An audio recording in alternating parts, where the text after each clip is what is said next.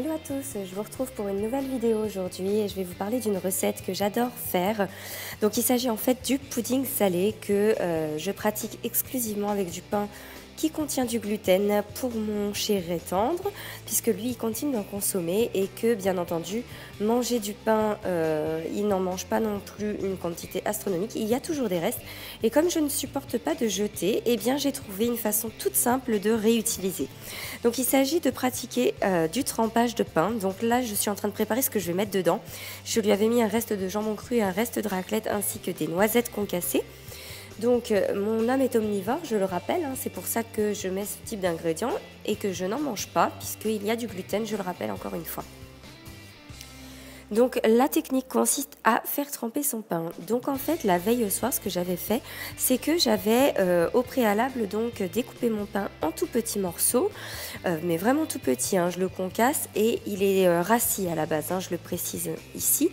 Mais donc vous le concassez, vous mettez ça dans un grand saladier et vous couvrez intégralement d'eau bouillante et vous mettez toutes les épices que vous voulez. Mais alors il faut que ça sente vraiment très très fort les épices, puisqu'après à la cuisson ça va beaucoup s'atténuer, le pain va neutraliser un petit peu le goût. Donc surtout chargez en épices à ce moment-là, c'est très important et vous laissez bien tremper toute la nuit. Vous allez voir par la suite, je vais vous montrer mon saladier avec le pain mouillé.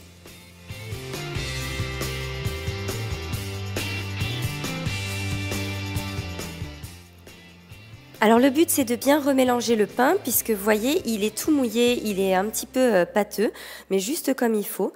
Donc bien le mélanger pour que de nouveau vous ayez une uniformisation de la matière et ensuite donc je vais rajouter au fur et à mesure tous mes ingrédients pour faire comme un cake en fait tout simplement.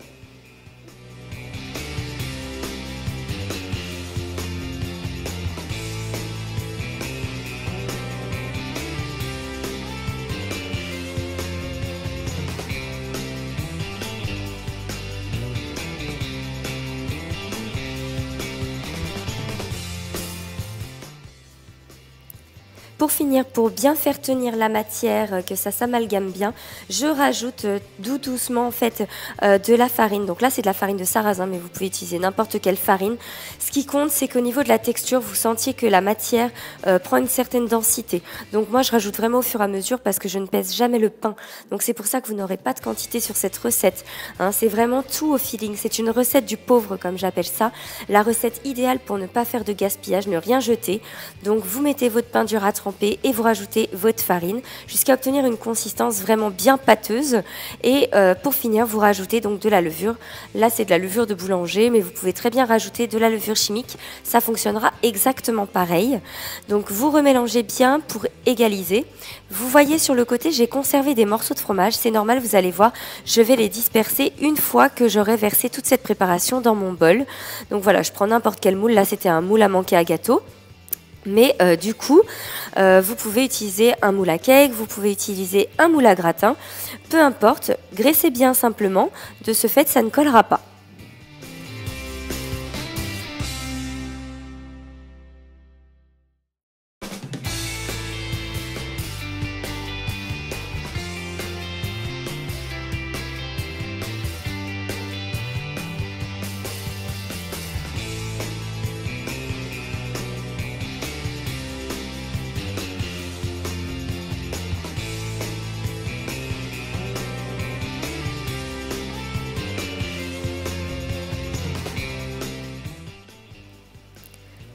Avant toute chose, prenez le temps de bien lisser la matière.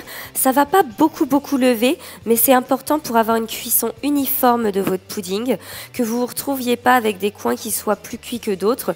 Hein, sinon, ça va vraiment créer un déséquilibre au niveau de la cuisson. Et là, vous voyez, je redisperse les morceaux de fromage dont je vous parlais tout à l'heure. Et de ce fait, ça va donner une petite couche gratinée sur le dessus.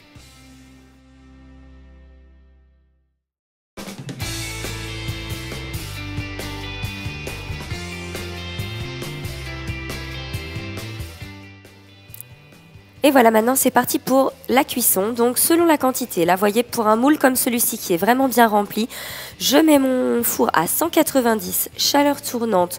Donc moi c'est un mode gâteau et je fais cuire pendant environ 1 heure à 1 heure et demie selon ce que j'ai mis aussi dedans. Là il y avait beaucoup de fromage donc j'ai dû le faire cuire une bonne heure 20.